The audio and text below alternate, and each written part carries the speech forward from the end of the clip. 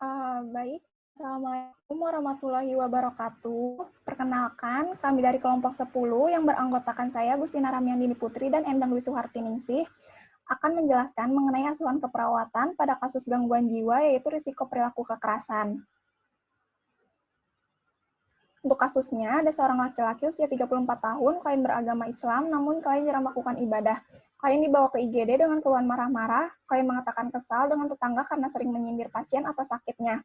Klien mengatakan dirinya sudah jarang keluar karena tidak mau tetangganya selalu mengejek klien. Ekspresinya tegang, tampak bicara kasar dan mengancam, serta mengatakan bahwa semua orang sudah tidak pernah ada lagi yang menghargainya sejak klien mengalami gangguan jiwa. Klien mengatakan malas bertemu dengan tetangganya dan lebih banyak diam di rumahnya saja. Next. Lalu, klien dirawat di ruang elang, kondisi klien masih marah-marah, klien difiksasi di ruang isolasi dengan 4 fiksasi, tekanan darahnya 120/80, nadi 100 kali per menit, suhu 36 derajat, dan pernapasan 24 kali per menit. Hasil pemeriksaan laboratorium, screening COVID-nya non-reaktif dan torak foto normal. Klien masih kesal dengan orang yang memasukkan klien ke rumah sakit. Saat difiksasi, klien berontak terus dan menendang benda yang ada di sekitarnya.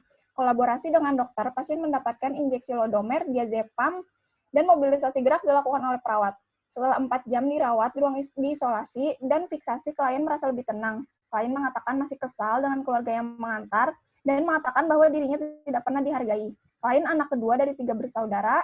Ayah klien sudah meninggal sejak tahun 2016. Klien tinggal bersama ibu dan adik klien yang perempuan. Klien mengatakan malu karena adiknya sudah bekerja, namun klien masih belum bekerja dan selalu merepotkan orang tua klien. Klien pernah dirawat sebelumnya tahun 2019, namun saat di rumah klien tidak mau minum obat dan keluarga mengatakan takut karena klien bila disuruh minum obat akan marah-marah. Di keluarga klien ada yang mengalami gangguan jiwa, yaitu paman klien dengan gejala suka bicara sendiri. Berdasarkan observasi, didapatkan data klien tampak ekspresi tegang, mudah sekali tersinggung, pandangan tajam, suara keras, dan sering mengancam petugas bila keinginannya tidak dipenuhi. Terapi yang diberikan ini ada clozapine, risperidon, dan trihexylpenidil. Untuk pengkajiannya, teman-teman bisa dibaca di makalah. Lalu analisa data subjektif yang pertama ada klien mengeluh marah-marah dan mengatakan kesal dengan tetangga karena sering menyindir pasien. Lalu klien mengatakan masih kesal dengan orang yang memasukkan klien ke rumah sakit. Keluarga klien mengatakan takut karena klien bila disuruh minum obat akan marah-marah. Data objektifnya, ekspresi wajah klien tegang, klien tampak bicara kasar dan mengancam. Klien dirawat di ruang elang dan terlihat masih marah-marah. Klien difiksasi dengan 4 fiksasi. Saat difiksasi ini, klien berontak terus dan menendang barang-barang di sekitar. Ekspresi klien tampak tegang, mudah sekali tersinggung, pandangan tajam, suara keras, dan sering mengancam petugas bila keinginannya tidak dipenuhi. Masalah yang dapat diambil adalah risiko perilaku kekerasan. Lalu untuk analisa data yang kedua, ada data subjektif. Yang pertama, klien mengatakan dirinya sudah jarang keluar karena tidak mau tetangganya selalu mengejek klien. Klien mengatakan bahwa semua orang sudah tidak pernah ada lagi yang menghargainya sejak klien mengalami gangguan jiwa. Klien mengatakan bahwa dirinya tidak pernah dihargai oleh keluarganya. Klien mengatakan malu karena adiknya sudah bekerja, namun klien masih belum bekerja dan selalu merepotkan orang tua klien. Data objektifnya, perilaku tidak asertif. Masalah yang dapat diambil adalah harga diri rendah kronis. Untuk analisa pohon masalah yang berdasarkan teori, penyebabnya adalah gangguan konsep diri, harga diri rendah. Masalahnya, risiko perilaku kekerasan dan efeknya risiko mencederai diri sendiri, orang lain, dan lingkungan. Untuk kasus ini, pohon masalahnya sama, sesuai berdasarkan teori. Penyebabnya ini ada gangguan konsep diri. Nah, pada kasus, klien merasa tidak dihargai oleh keluarga dan lingkungan karena klien belum bekerja. Sedangkan adik klien sudah bekerja. Klien merasa hanya merepotkan keluarganya. Nah, kondisi ini dapat menyebabkan klien menjadi stres dan merasa tidak sanggup untuk menyelesaikan persoalan hidupnya. Nah, masalah yang timbul adalah RPK atau risiko perilaku kekerasan. Nah, dari kondisi klien yang sudah dijelaskan tadi, ini membuat klien mengekspresikan perasaannya melalui perilaku kekerasan, seperti marah-marah, berkata kasar, dan mengancam orang lain jika keinginannya tidak dipenuhi. Lalu, efeknya ini risiko mencederai diri sendiri, orang lain, dan lingkungan. Nah, pada kasus ini, klien selalu berkata kasar dan mengancam orang lain. Klien juga terkadang menendang barang-barang di sekitar jika sedang marah-marah. Untuk analisa berdasarkan jurnal pendukung ini, pasien yang mengalami harga diri rendah disebabkan oleh kurangnya rasa percaya diri akan kemampuan yang dimilikinya. Harga diri rendah ini sangat mempengaruhi tingkat perilaku kekerasan. Perilaku kekerasan yang biasa dialami oleh seorang pasien dikarenakan rasa stres yang berkelanjutan. Stres sendiri ini akan muncul apabila seseorang merasa tidak sanggup untuk melakukan sesuatu atau menyelesaikan persoalan hidupnya. Saat itulah pasien akan merasakan stres yang berkepanjangan yang pada akhirnya menimbulkan perilaku kekerasan pada dirinya maupun orang lain. Untuk prinsip pemberian intervensi keperawatan ini ada strategi preventif, itu pencegahan. Yang pertama ada kesadaran diri. Nah, di sini perawat harus meningkatkan kesadaran dirinya untuk melakukan supervisi dengan memisahkan antara masalah pribadi dan masalah klien. Lalu pendidikan pasien. Nah, di sini yang diberikan adalah mengenai cara komunikasi dan mengekspresikan marah dengan cara yang tepat. Lalu latihan asertif ini yaitu kemampuan perawat dalam berkomunikasi langsung dengan setiap orang, mengatakan tidak untuk sesuatu yang tidak beralasan, sanggup melakukan komplain dan mengekspresikan penghargaan yang tepat.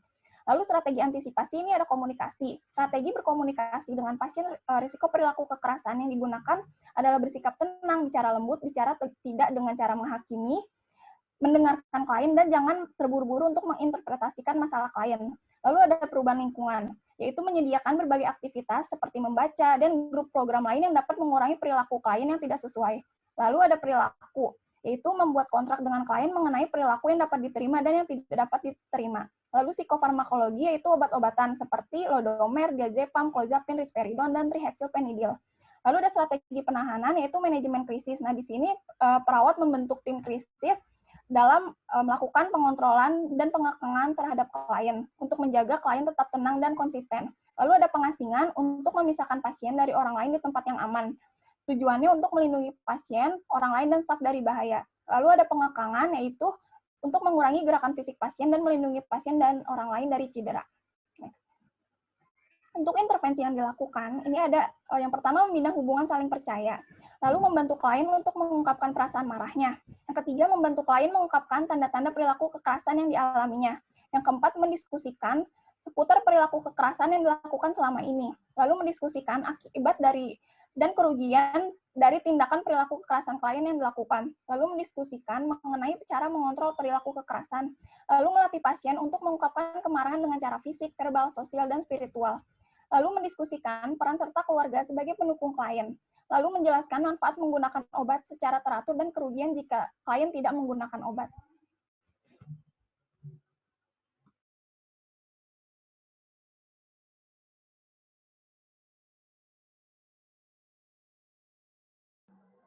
Lalu yang selanjutnya adalah perbandingan antara kasus dengan teori.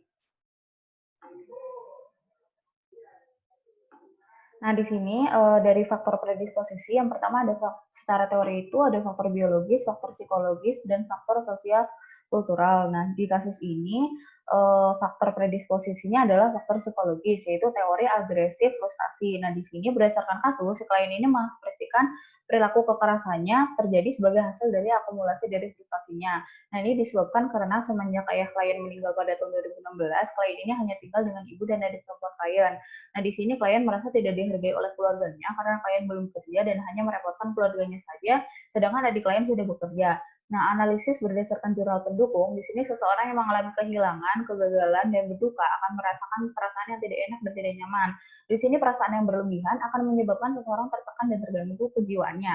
Nah, perasaan cemas yang berlebihan akan sangat mempengaruhi seseorang mengalami gangguan jiwa dan dapat mengakibatkan terjadinya resiko perilaku kekerasan. Selain itu, tidak terpenuhinya kepuasan dan rasa aman dapat mengakibatkan tidak berkembangnya ego dan membuat konsep diri yang rendah. Dengan perilaku yang agresif dan perilaku kekerasan akan memberikan kekuatan bagi pasien. Nah, kemudian dari faktor presipitasi secara teori ada eksternal dan internal. Nah, di kasus ini secara eksternal, klien ini mendapatkan penghinaan seperti ejekan dari tetangganya terkait dengan penyakitnya. Nah, di sini klien juga merasa tidak dihargai oleh tetangganya dan lingkungan sekitar karena si klien ini pernah mengalami gangguan jiwa. Nah, hal ini menjadi faktor pencetus si klien untuk berperilaku kasar dan selalu mengancam orang lain. Dan dari faktor internal ini, selama di rumah, klien tidak mau minum obat. Nah, di sini keluarga mengatakan takut karena klien akan marah-marah jika disuruh minum obat.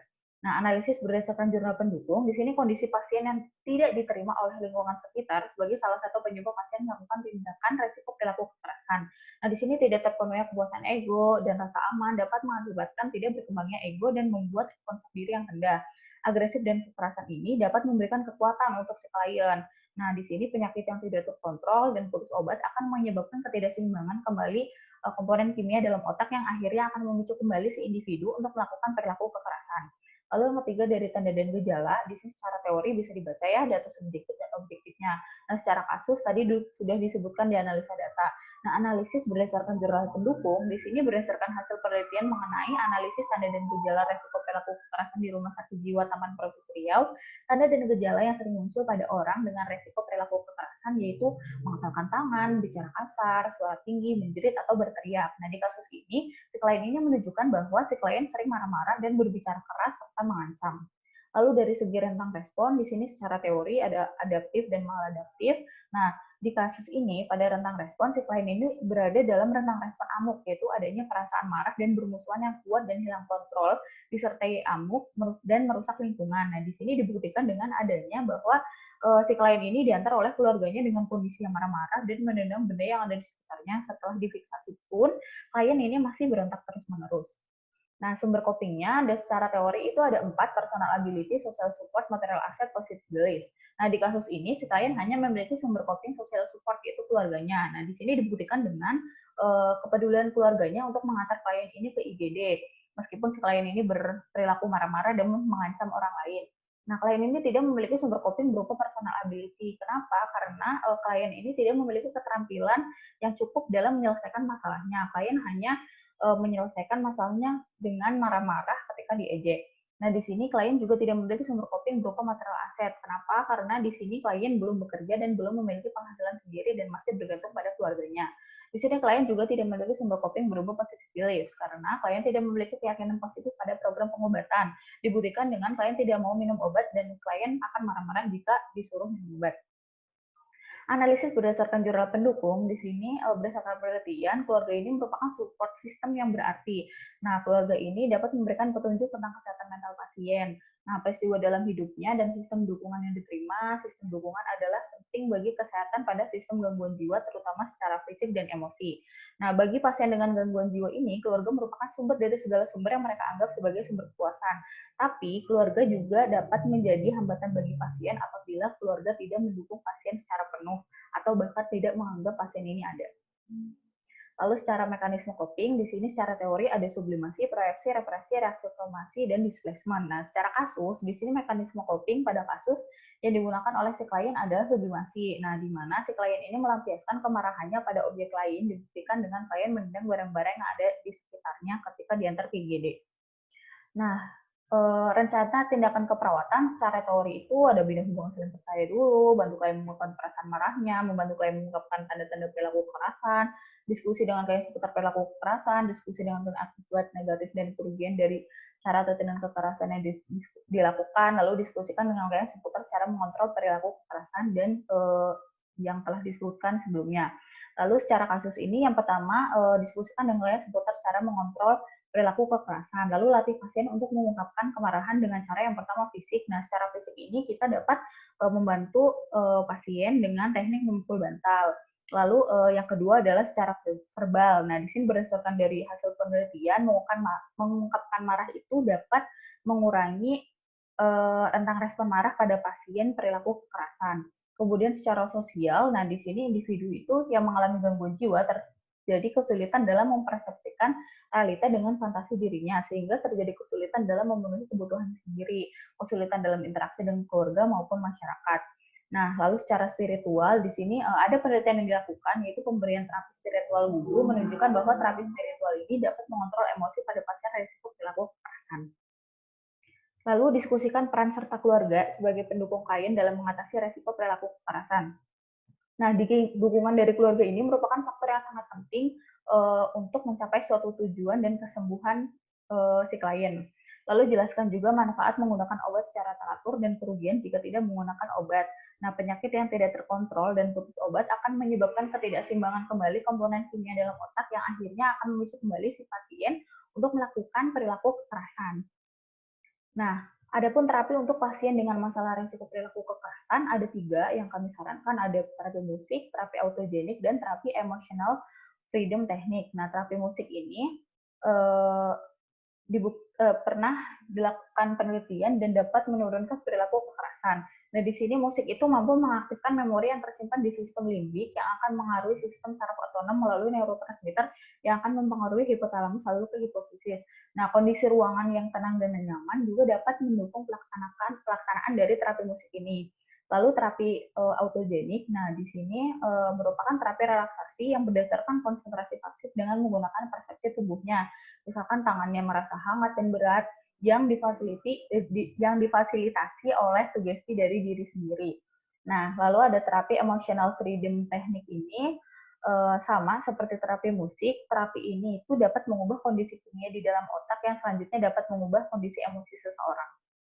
Lalu kemudian kesimpulan dan saran. Kesimpulannya, hasil dari pengkajian ini sesuai dengan pengkajian secara teoritis, yaitu terjadi resiko perilaku kekerasan dengan gejala yang dirasakan oleh klien seperti marah-marah, mengatakan kesal, ekspresi wajah klien tegang, klien tampak bicara kasar dan mengancam. Klien juga mudah tersinggung, pandangan tajam, dan suaranya keras. Nah, diagnosis keperawatan yang utama juga sesuai dengan teori, yaitu resiko perilaku kekerasan. Lalu rumusan intervensi keperawatan utama yang dirancangkan pada pasien sudah sesuai dengan rumusan intervensi keperawatan secara teoritis. Kemudian saran yang kami berikan, yang pertama adalah bagi pasien dengan resiko perilaku kekerasan. Klien dengan resiko perilaku kekerasan disarankan dapat melakukan terapi secara mandiri, seperti yang sudah disarankan tadi, secara rutin, agar dapat mengontrol rasa marah dan perilaku kekerasan terhadap dirinya sendiri. Nah, bagi pemberi asuhan keperawatan, di sini disarankan bagi tenaga kesehatan, khususnya perawat jiwa, agar dapat memperhatikan pelaksanaan intervensi yang tepat untuk diterapkan kepada pasien dengan gangguan jiwa resiko perilaku kekerasan, seperti menerapkan terapi-terapi yang efektif yang tadi sudah dijelaskan, terapi musik, relaksasi autogenik, dan emotional freedom teknik dalam mengatasi masalah risiko perilaku kekerasan sehingga si pasien dapat melakukan pemeliharaan kesehatan secara efektif. Nah, saran bagi keluarga, di sini keluarga klien diharapkan dapat menerima klien dengan kondisi apapun, merawat pasien di rumah, dan mencegah perilaku kekerasan pada pasien, serta diharapkan dapat mempraktekkan sendiri terapi yang sudah diajarkan secara rutin untuk pasien. Demikian presentasi dari kelompok 10, kurang lebihnya mohon maaf, terima kasih.